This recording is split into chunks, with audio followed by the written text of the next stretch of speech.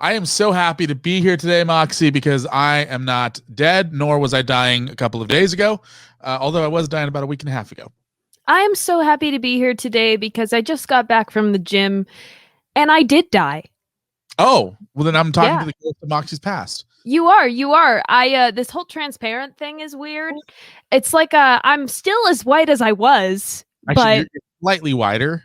oh, well, thank you. I guess I'll just have to put on some of this lipstick to make it look a little bit better, huh? Are you wearing lipstick right now? I am. Can you not tell? No, it just looks like your lips are moving.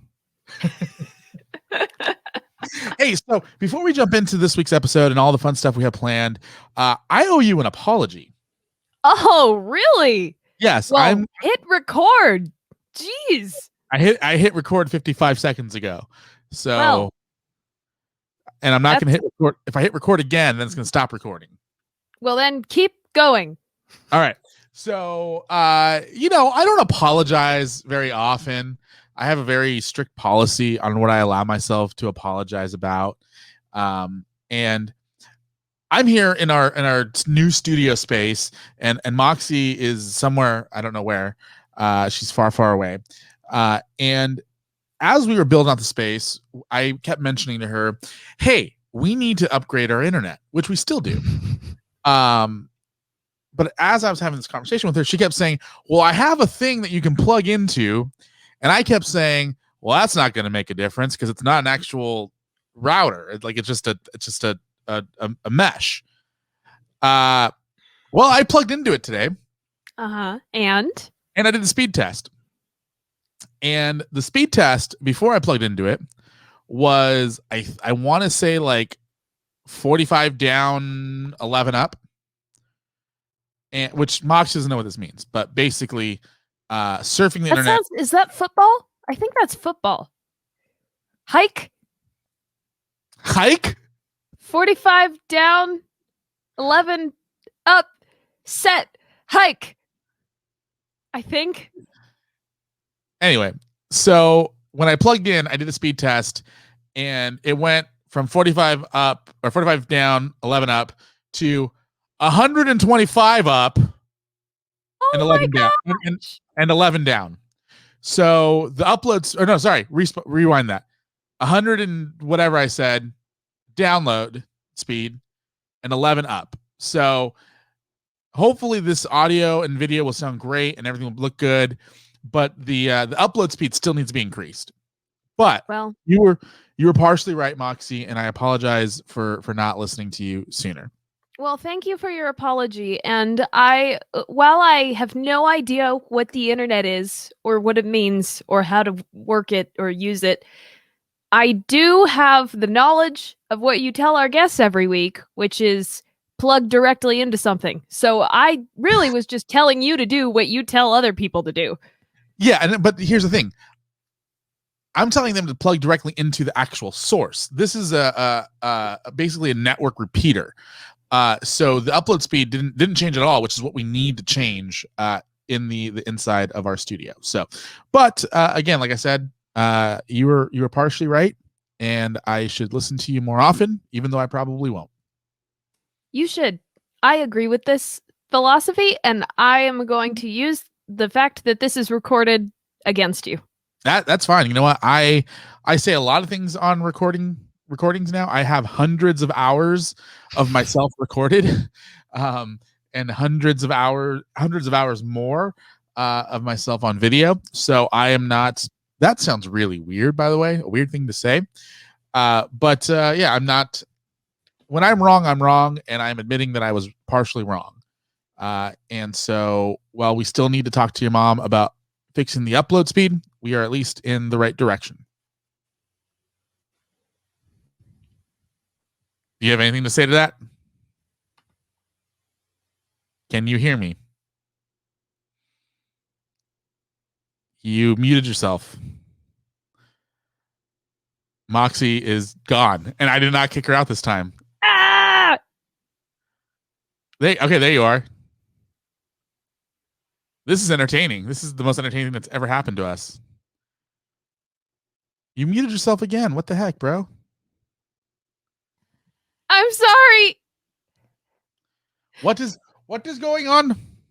Brad called me and my AirPods. Stop it! I'm keeping all of this. Can you hear me? I can hear you now. Can you hear me? Moxy? Can you hear me?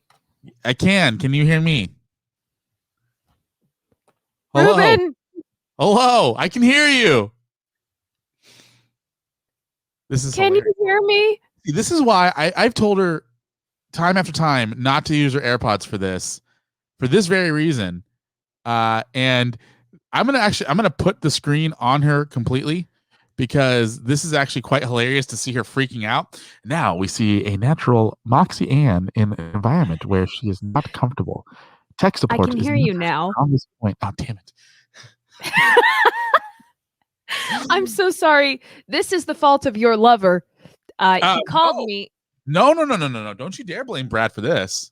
He called me and my AirPods defaulted to the call and then it disconnected everything, including my mic and my ears and the recording. And then I got it set up again and then he called again. Okay, I'm just gonna say this right off the bat here. And I remember having a conversation with you not too long ago where I said I highly recommend you not to use your AirPods. And I like using the AirPods. You said, what could possibly go wrong? And I said, I don't know. They could be disconnected in the middle of a conversation. You said, that will never happen. In my defense, it would not have happened when I had an Android. Yeah, but you upgraded your life. So I did. No, what you need is a pair of earpods, which are the wired Apple ones, because they feel the same as the AirPods without the Bluetooth connectivity portion of it. And we'll never have this problem again. Well, can the fact that I got the internet thing right cancel out the fact that I got the AirPod thing wrong? Nope. Darn it. You were half right about the internet. You weren't fully right. You were half right. I was still right. Half right is still right. No. Half right is also half wrong. I didn't specify. I did not give you specifics as to what it would fix. I just said it would be better. It would fix everything. No, I just said it would be better. Oh, hey, by the way, I have a joke for you. What's the joke? Before we go into the intro, remind me, I have a joke for you. But anyway, that's my apology. Although I think Moxy owes me an apology now for the AirPod fiasco. Well, you always tell me to stop apologizing for things, so I'm not going to do that for this. Yeah, but that was actually something that you need to apologize for. No. All of a sudden, you get principles. Well, yeah, that's a hard thing to do when you're homeschooled, you know? All right, so my joke.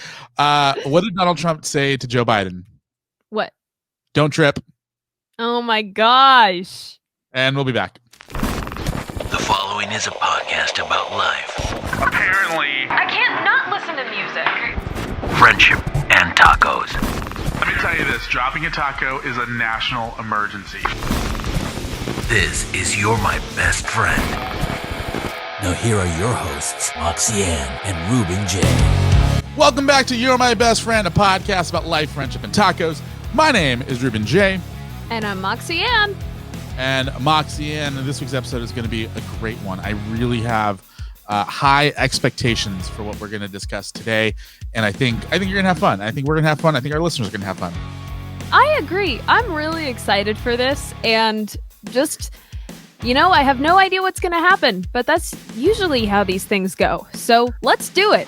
Well, I actually have less of an idea what's going to happen because we literally were like, oh, damn, my hospital stay is kind of completely screwing up. It's completely screwed up our production schedule.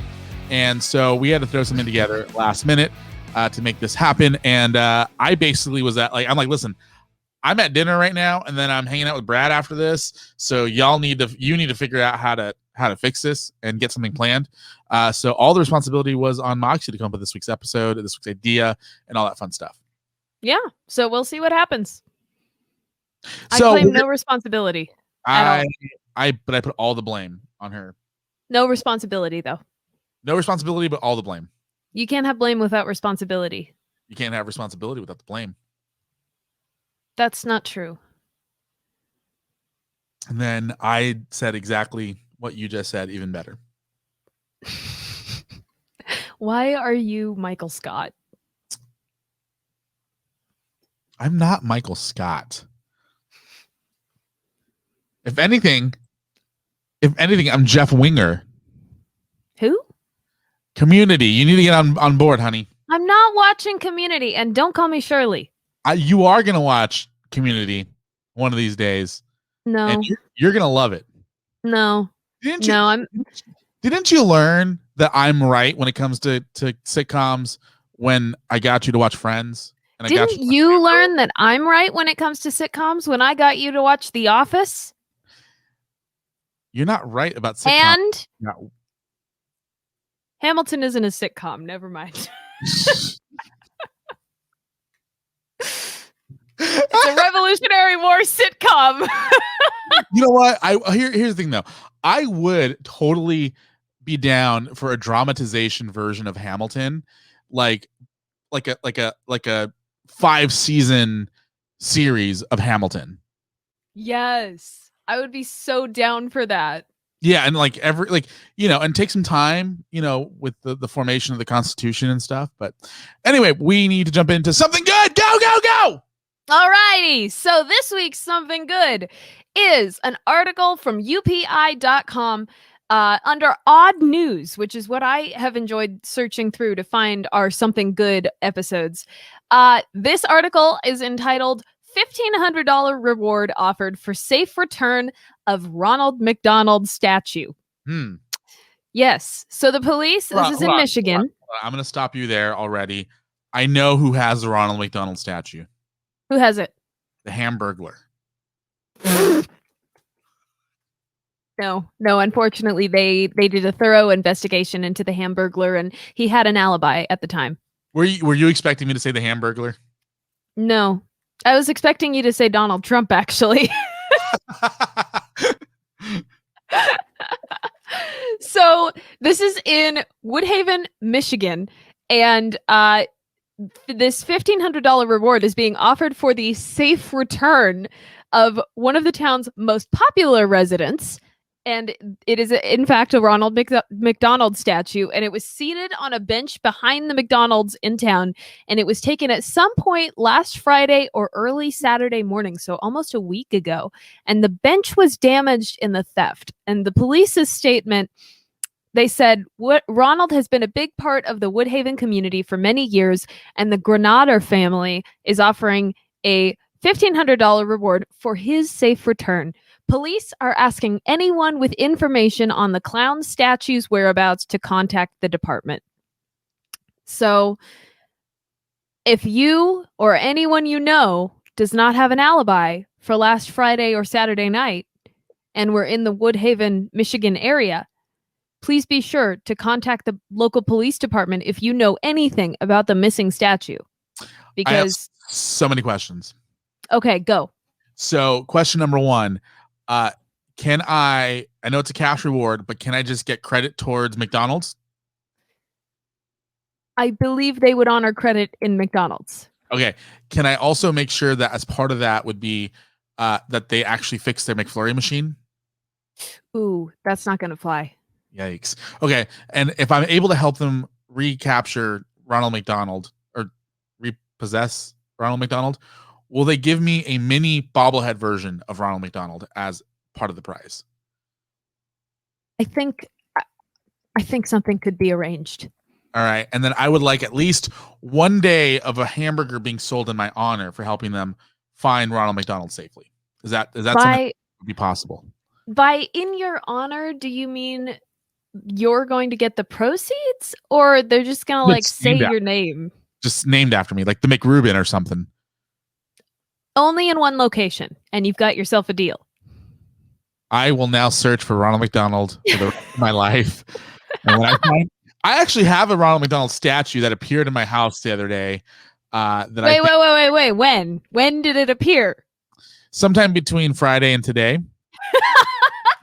And I think I can just mail it to them, right? Is that possible? Can I just mail it to them?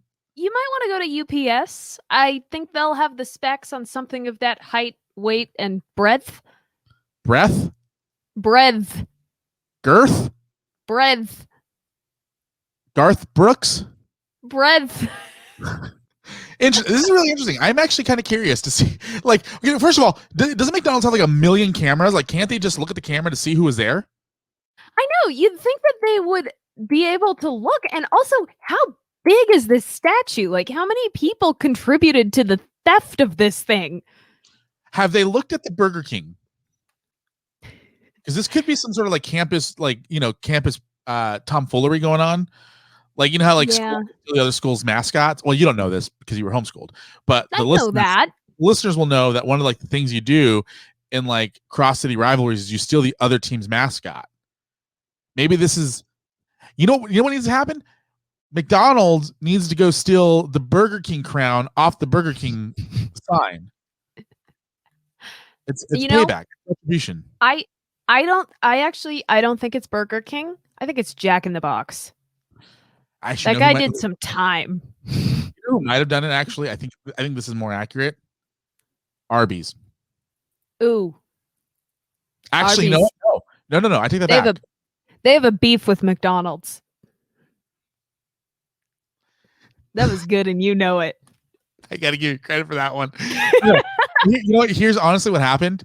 Ronald McDonald probably took Wendy out on a date and never called her back, and so Wendy kidnapped him. I don't think. Actually, no. You know what? Looking at that redhead, I think she's got the guts. That's what I'm saying. She's a crazy redhead. Yeah. And she's got a dad named Dave that would help her. Yeah, you're right. What city is this? It is in Woodhaven, Michigan. All right, we need to call Woodhaven PD, and we need to give them the tip that they need to look at Wendy's because that Wendy kidnapped Ronald McDonald. With the aid of Mr. Back Alley Prison Gang stuff, Jack in the Box. Yeah, Jack in the Crack. I think Jack and the Burger King are all in on it. Yep. This is a conspiracy, man. It was an inside deal. What? Inside job? Job. But no, that would mean that what if somebody from McDonald's, somebody from Wendy's got a job at the McDonald's so that way they can turn the cameras off so Wendy can come steal Ronald McDonald. It was an inside job! I cannot stand for this. Well, you're sitting, so that's good. Touche. All right, so Moxy, you have, if you have any information, please contact Woodhill? The Woodhaven Police Department immediately because we need to find Mr. Ronald McDonald. It's a travesty that he's been gone this long. Yeah. I don't know if he's gonna last much longer, you guys. Hey, the first 48 hours, man, are really important. I just hope they didn't take him to a second location. All right, what are we talking about this week, Mox? So this week's episode is going to be a topical one, and it is about what? A doozy. It is a doozy. So our listeners have expressed through actual feedback and also through just our numbers that they enjoy it when we talk about relationships. Our topical episodes that have gone the best have all been about relationships, like when we talked about one night stands, when we talked about dating, when we've talked about all these things. Those have done really well. So today we are going to talk about the fact that dating is expensive, like really, really expensive. If you spent any time dating as an adult, you know that you're going to spend like an average, Ruben, what would you say? Like up to $100 on a date? I mean, yeah, that's like a cheap date usually. Yeah.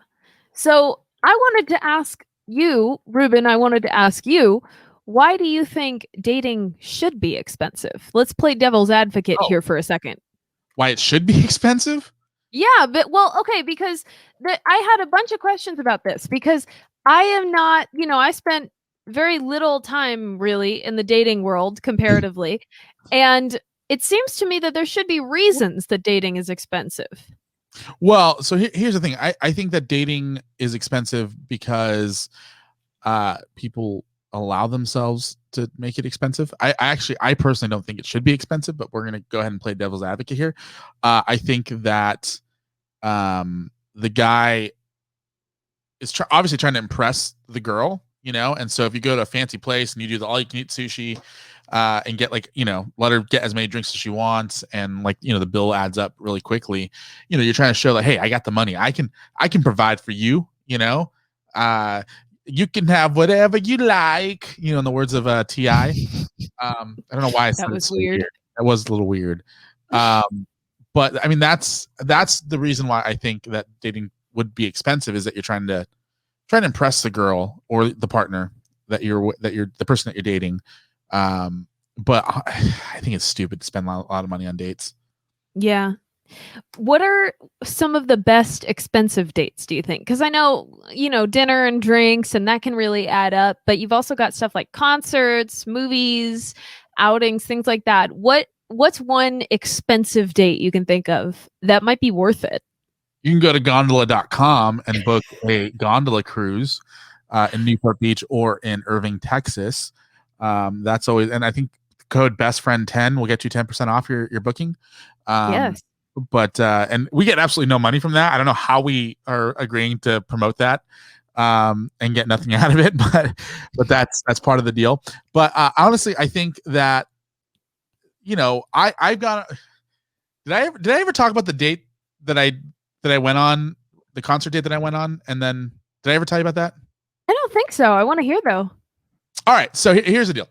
So I went to this. I was going to this church for a while, and actually I still kind of attended on occasion. And right after a couple of years outside of high school, this really cute girl. She was cute, but she wasn't the type of girl that I'd be like, oh my god, she is gorgeous, like perfect 10. She was a beautiful girl, but she was more average.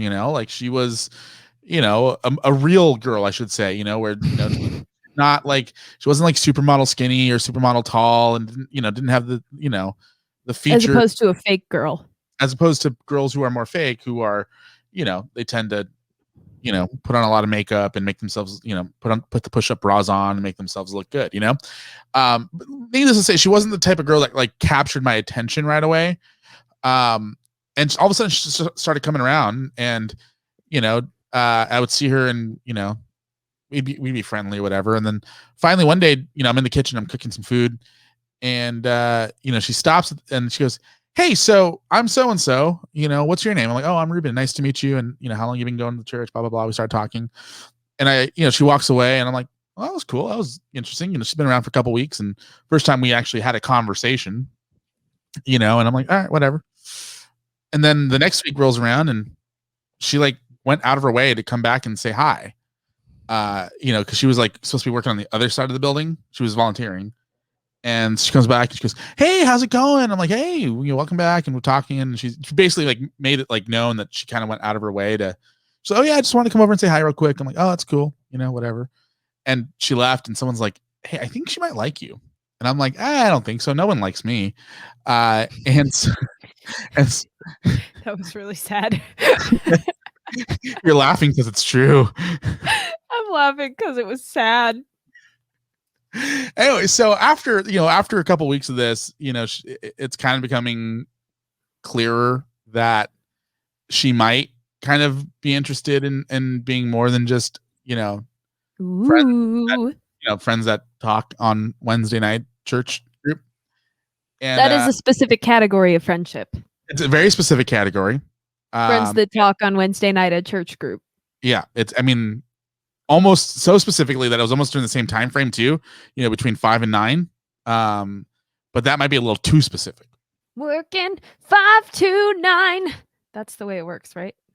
$1 in the jar. I haven't pushed that button in so long. And so I don't remember how it came up in conversation, but I had bought 2 tickets to see Switchfoot months in advance. And you know, if you know anything about me, I always buy 2 tickets to a concert and then find someone to go later. And so we were talking, and I had mentioned to her that, you know, I was gonna go see Switchfoot in a couple of weeks, and she goes, "Oh my god, I love Switchfoot!" Like, I just, you know, starts talking about how she likes the music and how she's been a fan, and she saw them like years ago at Harvest Crusade or whatever. And I'm like, "Oh, that's cool." I'm like, "Wait, brilliant idea! Why don't you come with me?" So I asked her to go with me to this concert, and she's like, "Yeah." And so we exchanged phone numbers. And then she texts me like out of the blue during the week, and she's like, "Hey, so, I can go to the concert, but you have to come meet my dad first." Oh. And I'm like, I'm not sure if this is a date, but I kind of understand it. You know, we were 18, 19, like 18, 19, 20 around there. So I understand that parents are still a little more protective of the people in their, you know, of their kids at that age still. Anyway, so I went, and I was like, "Okay, cool. Well, how about I come over this Saturday, and then we can go to a different church Saturday night. I'll come meet your dad, and then we'll go to the church, and then we'll go get some yogurt, and I'll drop you off." All right, cool. Apparently that was a date. And I had no idea that it was a date until halfway through the date. And so anyway, so a week later, took her to the Switchfoot concert, and let me tell you, let me rephrase this. I went all out on this because at that point I realized that it was a date, and I liked her. And so I bought her a t-shirt, I bought her a CD, I bought her a signed poster, and then I got us backstage afterwards, and we met the whole band. Whoa. Yeah. And after the date, I was like, you know what? That was kind of a lot. So I'm going to give her like a couple of days to process everything, you know? Like, I don't want to like overwhelm her. Well, 6 months goes by, and I forgot to call her back. Oh, no. Yeah. I never called her. Ever? I haven't talked to her since. She didn't ever show up at Bible study again? No, that was right at the time that she switched churches and went someplace else, and I don't know what had happened. And yeah, I stopped talking to her in that process. Dude, you need to call her. Oh, this has been 8 years at least. It doesn't matter. It does matter. Call her. Oh, I am not calling her. You should say, "Hey, remember that Switchfoot concert the other night?" And she'll be like, "What? That was 10 years ago." And you'll be like, "Oh, the coma was that long?" The comma? Coma. Anyway, so needless to say, that was an expensive date.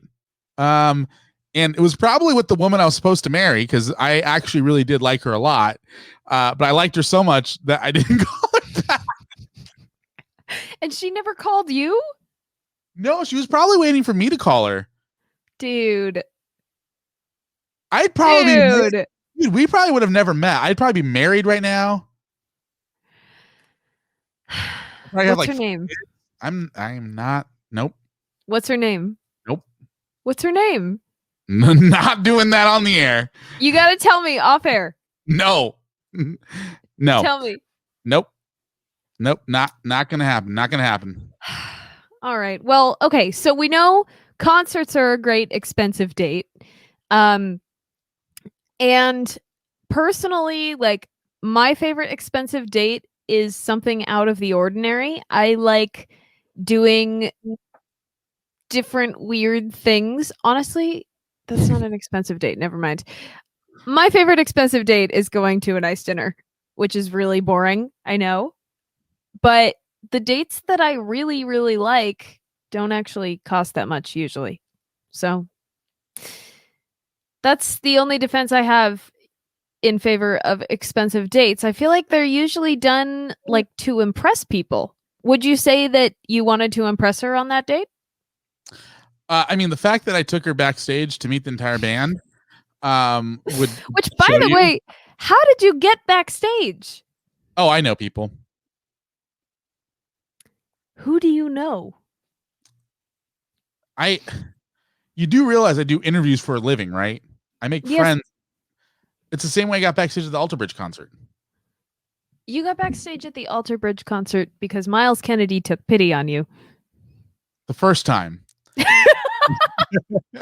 And you were there for that. Let's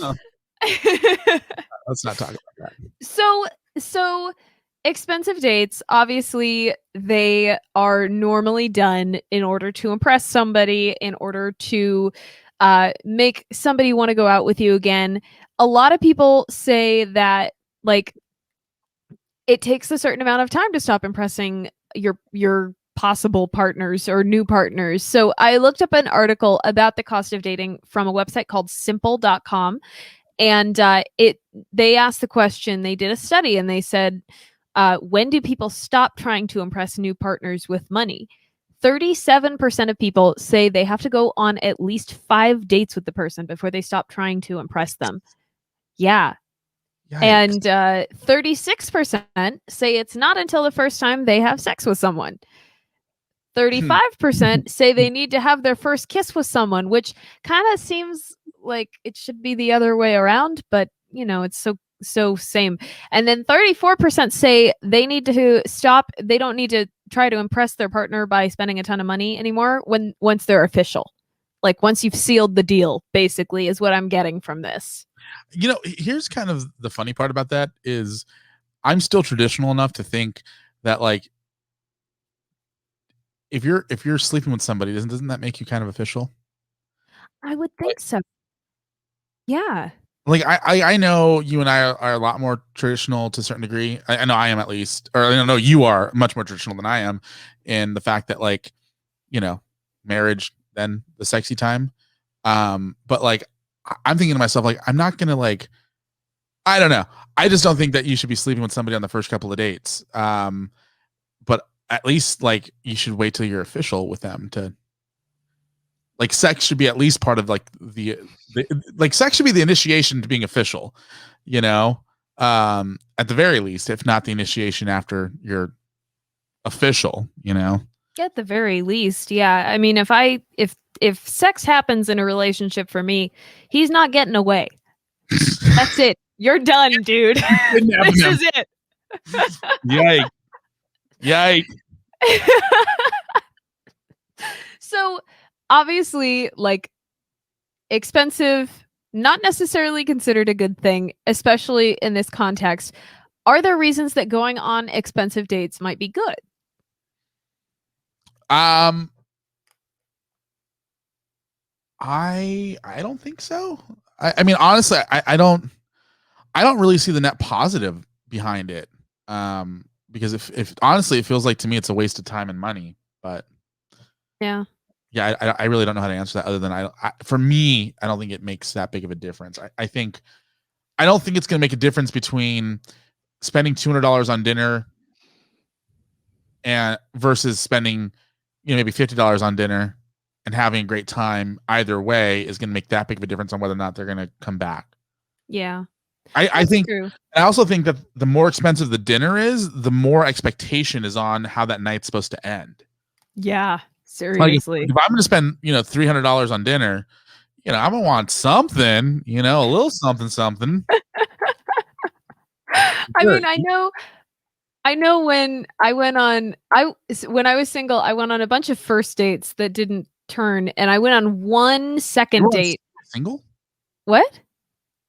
When were you single? Like 2 years ago. I don't remember this. I went on one second date, and that one we went mini golfing, we walked around for a while, and then we got dinner. And I, like, as a girl, I felt pressured, like, to not that I felt pressured by him. I felt pressured by the situation, and it really sucked because that was kind of the date that decided for me that that was not the person for me. And so I had to, instead of kissing him, I went away and said, sorry, this isn't going to happen again. But, like, even just on a low-key second date where we went mini golfing and got ice cream and then Panera, like, there's a lot of expectations and pressure in that. I can't imagine somebody spending $200 on me. I wouldn't know what to do. Yeah, and that's the thing, is, like, I think the more expensive the date and the more extravagant it is, I feel like there's pressure there that doesn't need to be there, especially in a fresh, especially in the exploration date, in the exploration time frame where you're just kind of trying to figure things out. So I personally don't think it's that big of a deal. But also, I think there's a certain level of, it also depends on how you met the person to begin with. If it's somebody you've met at, as an example, at church, and you've hung out with them a ton, and maybe you've hung out with them in a friend's setting, and maybe you've bought them lunch or dinner before as like just friends, I think that takes a little bit of the pressure off to where you don't have to go as far and as big to make a big gesture. Where if you meet somebody like on Tinder, like you kind of have to like stand up and stand out from the crowd of other guys in her DMs. Yeah, true. Girls have it so easy though, because they just have to show up. No, we do not have it so easy. Do you know all of the questions and the overthinking and the stress and the... You have to pay for the first date. You get to set the expectations. But you don't have to fulfill them. You are also the one who decides where we go on the date. You don't have to choose a $200 restaurant. You can go for coffee. Yeah, but if you don't, what's the likelihood of getting that second date? Well, my first date with Brad was coffee, and I'm marrying him. Yeah, but y'all are different, and you knew that he wasn't really working at the time, so it's different. It's different. He was working. Yeah. Anyway. He wasn't working when I met him. Yeah, he was. Well, not when you met him. He just quit right before then. Oh, well, whatever. Yeah. Yeah. And by the way, we are marrying him, not just you. Oh, really? Brad and I had this whole conversation last night. We'll talk about it later. So Simple.com said that the average single person in the U.S. spends $168.17 on dating every month. Holy crap. That 17 cents every month. Every month. That's not bad. I thought it was like on a first date. I was like, Jesus. Married couples spend more. They spend closer to $185 a month. And I feel like for married, like if you're married, I think expensive dates hold a little bit more weight once you're married if you have the budget for it, because then it's less of like trying to win someone over and more of a symbolic thing, like showing basically like what? You're just trying to keep that person.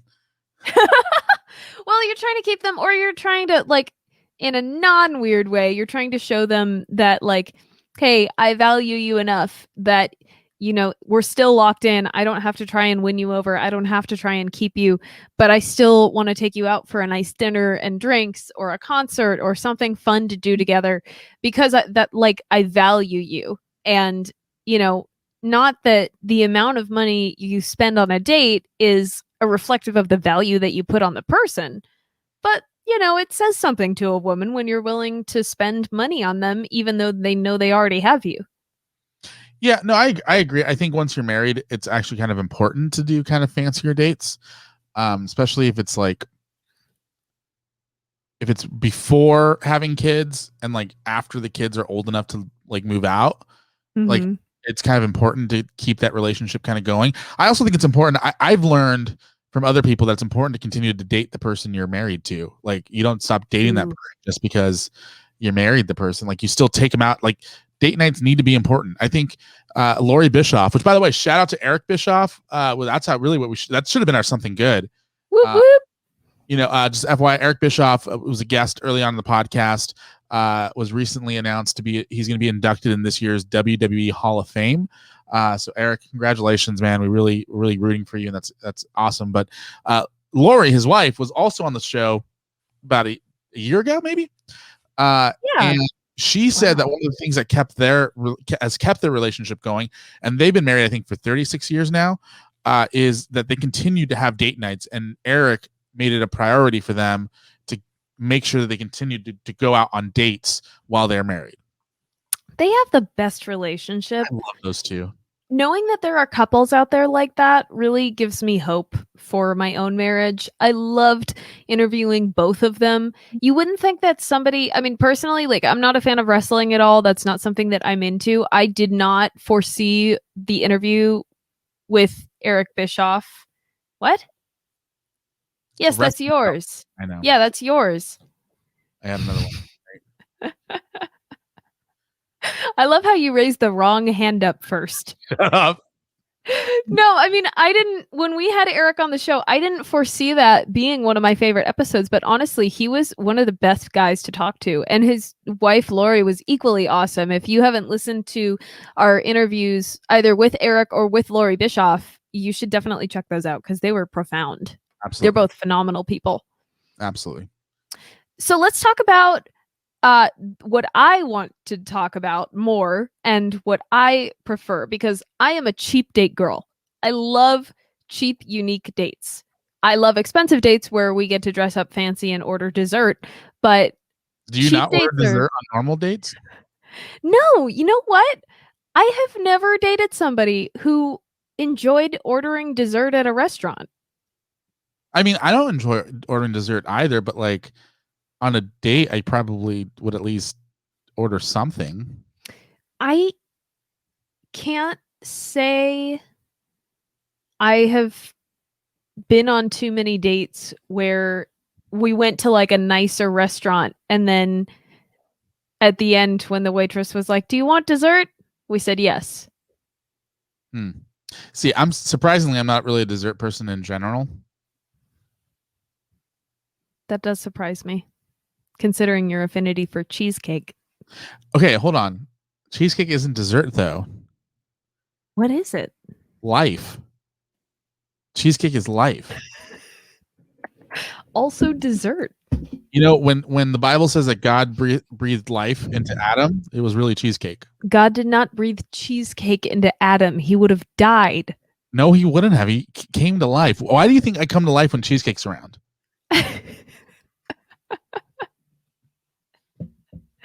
You are a bizarre human being, Ruben. Evanescence is singing "Bring Me to Life." They're really saying "Bring me to cheesecake." Wake me up inside. Can't wake me up and save me. Could you do me a favor? Yes. Could you go ahead and press that button? Shut up. $1 in the jar. So I want to talk about what I love, which are cheap dates. I think that cheap dates are the best. I think there are so many options that you can come up with, and they're really fun. What? I know so many cheap dates for you in the future. Oh, tell me. Oh, I mean, they're people. What? Oh, I'm getting married. That's what you think. Oh my gosh. I'm telling you. Can I tell you about my favorite cheap date that we ever went on? Sure. Actually, it's a toss-up because there are a couple of them. My favorite one, so I'm weird. I have always, as long as I wasn't scared of them, I have always wanted to go on a picnic in a cemetery. I'm surprised that I'm not getting a reaction from you. Okay. What? I've known this for a while. Yeah. So I've wanted to do that for so long. Like since before I started ever seriously dating anyone, I've wanted to do this. Both of my exes knew about it. People who I didn't ever end up dating knew about it. Like people who wanted to take me on a date but didn't want, they knew about it. And it was about midway through the year 2020 when Brad and I were like about halfway through our first year when we realized that we didn't date. Like I kind of had a existential crisis about this because we started dating in December of 2019 and the world shut down like 3 months after that. And there was nothing. Like we couldn't go to dinner. We couldn't go to a movie. To this day, we haven't seen a movie. We couldn't go to concerts. We couldn't go to anything indoors. We couldn't go to anything pretty much. And we didn't have any time because he was finishing his senior year. He was about to graduate. I was working 2 jobs, doing a whole bunch of stuff. And we just never had any time and we were never in the same place. So about midway, I think June of last year, we both realized that we never went on any dates. And like 9 dates in that same time frame. Yeah. Time frame. No, seriously, it was disturbing. And we were like, I remember crying about it and being really bothered by the fact that we never went out on dates and feeling kind of like we were doing something wrong. And we tried a couple of times and it failed. And finally, Brad was like, you know what? I'm taking matters into my own hands. We're going out this day. And this is what I'm not telling you what we're doing. We're just going to go. Like, get the day cleared. We're going to go. And I was like, okay. And I was in Newport Beach. We started out the day by going to our favorite breakfast place, which Ooh. it's called, what is it called? I have no idea. Apparently it's not that much of a favorite. It's this little tiny breakfast place right off of Newport Boulevard in Newport Beach. And it is like the cutest home style cafe. It's called Side Street Cafe. If you are ever in Newport Beach, you should go because they have the best food for really cheap. They have a breakfast combo called the cheapskate combo. They have four options for the cheapskate combo, and we love it. And so we did that. Then we went home and I changed and we drove up to the Chino area, and he knows that I love museums, and he took me to the Chino Air Museum where they have yeah, it's actually pretty cool. They have a whole bunch of old World War II aircraft, some of the early airplanes, early like machine tanks and things like that. It's not what I was into, but it was really fun because I love learning. I love museums. I love walking around and looking at new things and hearing stories. And that was also pretty cheap because it's an air museum in Chino. I mean, it was like nothing. And then I had no idea where we were going after that. And he just started driving. And we went to stop for gas. And we did not end up in Azusa, no. My favorite, this is going to sound weird, and I think you know this too, but I feel like our listeners are going to be grossed out. One of my favorite meals is a gas station tuna fish sandwich. I don't know why. I don't know what's wrong with me. It's just really good. With or without what? Pickle. Ew, no. No, it doesn't have pickles in it. That's a damn shame. I don't like pickles. You don't like pickles? No. We're done. Ew. We're done. So we stopped to get gas and we went inside and we were both kind of hungry, and he was like, do you want anything? And he found the sandwich that I like and he was like, here, let's get you this. And then we got some like little like Gatorade and soda and some chips and stuff. And then he just kept driving and I was like, do you want to, we can eat in the car. Where are we going? And he was like, oh, you know what? Just hang on to it. And we get to this place. It's right by the Crystal Cathedral in Southern California. And he pulls into this little cemetery. It's Christ Cathedral now? Oh, I'm sorry. Sorry, I'm old school. Still made out of crystal or whatever. Yeah. He pulls into this little tiny cemetery right next to it. And he grabbed a blanket out of the trunk of his car and I was like, are you serious? Like, we're actually doing this? And he was like, yeah. And then we sat down and we ate our food in a cemetery and it was totally deserted. There was nobody there. And then the coolest thing happened. You know the song Take Me Out to the Ball Game? Take me out to the ball game. Take me out. Buy me some peanuts and Cracker Jacks. I don't care if I ever come back, 'cause it's root for the Angels. If they don't win, it's a shame. 'Cause it's 1, 2, 3 strikes, you're out of the old ball game.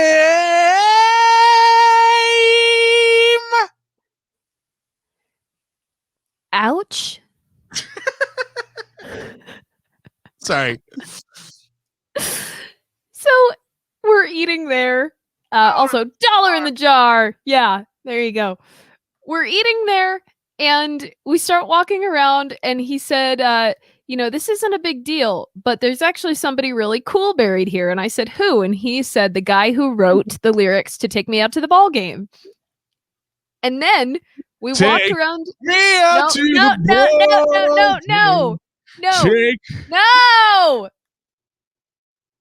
Thank you.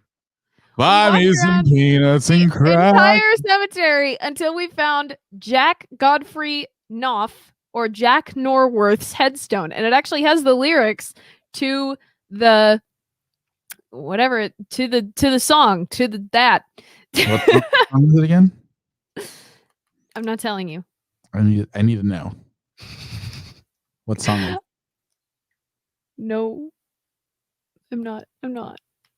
Anyway, that was my favorite cheap date, and I feel like there are a lot of cheap dates that you can go on, like going to museums or going to local parks or going to on hikes or rock climbing, or depending on, how outdoorsy you are. Why would you want to go on a hike or rock climbing as a date? I honestly, let me tell you, let me real quick. I don't want anyone to ever hear me breathing that heavily unless we are having sex. Like, ew. Yeah, no. Yep. Nope. My friend like that. I didn't get it either. I went rock climbing for the first time this year, and I love it. And I didn't get it until my friend Carly, my best friend, she got married 2 years ago. She told me that she and her husband Chris go rock climbing together. You are not friends with them, and also you refuse to call Chris by his Christian name. I am friends with Carly. Not good enough. I don't know who Chris is, so. She told me that rock climbing has been really good for their relationship because it allows them to exercise together. But the other thing about rock climbing is the person who stands at the bottom has to do something called belaying. And basically you're keeping the person who's climbing secure so that if they fall, you'll actually catch them with the rope.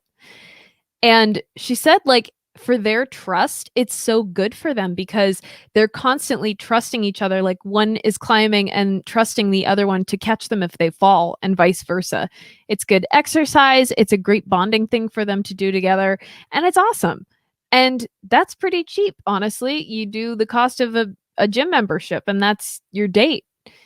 You can go on a picnic, or you can go, there are so many out of the ordinary things that I love. Like, mini golfing is really fun. Bowling, trying out a cheap place, or trying out a cheap food place instead of going to a super expensive food place. Stuff like that. Ruben, do you have a favorite cheap date? Yeah, her name was Tiffany. Is that the girl that you took to the concert? No, that was an expensive date. I mean, listen, I think there's something to be said about just going and getting a cup of coffee and going for a walk or something, there's so many things that you can do. And I think, honestly, I think that's really the best way to do a first date, is to do something inexpensive and meaningful, and a place where you can really talk to the person and get to know them and move forward, and make sure you call them after the date if you like them. Definitely. It could have been your wife and or husband. You should still call her. I'm going to figure out who this woman is. No. I'm not going to tell you. And I will say, even if you're married, take that time, because the time that you invest is almost as important.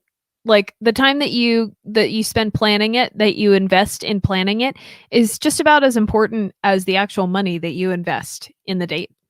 The time that you spend thinking about it, like, Brad took the time to look up famous people who were buried in that cemetery. He knew that I wanted to go on a picnic in a cemetery. He knew what my favorite food was. He knew what, that I liked going to museums. He knew my favorite breakfast place. And he used all of that information and made it just the perfect day for me. You don't necessarily have to spend as much money as you spend enough time to make the date special.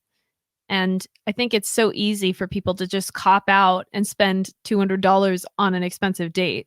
I hate calling that easy because, it's still $200, but It's easy to just cop out. Mox, I hate to break it to you, but we lost you there for about a whole minute and a half. Oh, well, that was a really good rant. So it's a good thing I'm recording on this end. Yeah, the video version and I will never know what happened at the 53 to 55 minute mark. But the audio version will have about 2 minutes of content that the rest of us don't have. I really don't know what happened there. That was really weird. That was odd. With that being said, I think the best way to wrap this topic up is by encouraging you all to if you're going to date in a pandemic, be safe, wear condoms, and also or just don't have sex. But also more importantly, do whatever you feel is right. Like if you want to go all out on a date and you want to spend a couple $100 on a date, that's your prerogative. That's your right. Don't be an a-hole about it, and don't have expectations for things that may or may not happen with that particular person. But also have fun. Like seriously, have some fun, and do something exciting and something that you might one day tell your grandkids about, Yeah. Or, have a whole sitcom dedicated about how you met their mother. Great show, by the way. Worth the rewind. Don't steal any blue colored instruments. Yeah. Just don't do it. And don't be Barney or Ted. No. Really? No. Don't. Both of them are bad. The only one who's really good is Marshall and Lily. Marshall and Lily are good, but I have my my bone to pick with them too. Yeah, we'll talk about that some other time. We can talk about that some other time. Some other time. But before we go, we have one last thought for you, Moxy. Take it away. All right. So our one last thought for you this week is a quote coming from Mr. Rudyard Kipling. Who? And Rudyard Kipling. Never heard of him. He was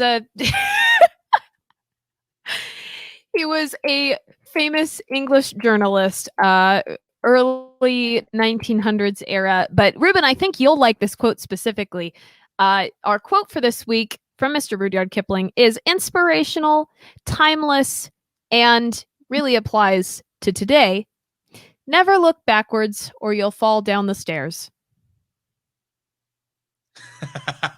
And that's all I have to say on the matter. What did Donald Trump say to Joe Biden when he called him this week? What? See you next fall. Oh my gosh! The memes about this, I can't. Oh, listen. Let me be real here. Let me be real here for a quick second. All right. I don't care who the president is. I don't want my president falling up or downstairs. So, Joe, I know you watch us every week. Please take it easy. One step at a time, Joe. One step at a time. Actually, you know what, Mox? You should give Joe some advice on how to fall down some stairs. He already took my first bit of advice, which is don't fall on your head. Second bit he also took, which is when you fall down the stairs, wear pants. Yeah. Yep. I would tell him if he does fall on his head, next time wear hair extensions because they'll kind of cushion the blow. I think those are called plugs for men. Well, with that being said, give a shout out to our executive producer honorary. He's a good friend of mine. And we are going to give him a quick shout out right now. Executive producer Richard Sanchez. Thank you so much for thank you for subscribing to us over at dollarinthejar.com. I forgot what I was saying there for a second. That was really weird. So Richard Sanchez, thank you so much. Make sure to follow us on social media. Our Instagram is at Best Friend Podcast. Our Facebook is Facebook.com/The Best Friend Show. Our Twitter that we haven't updated in 6 years is YMBF Show. And I just posted something the other day, dude. I mean, you were in the hospital, so. Well, and if you really like to go check out our website, which is still incomplete, head over to I'm working on it. .com. That's not it. It's lifefriendshiptacos.com. .com. And of course, you can always do head over to $1.in-the-jar.com. $1 in the jar.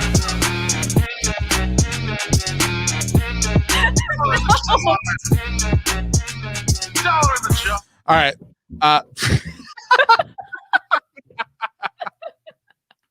My name is Ruben Jay. And I'm Moxy Ann. And we are out of time.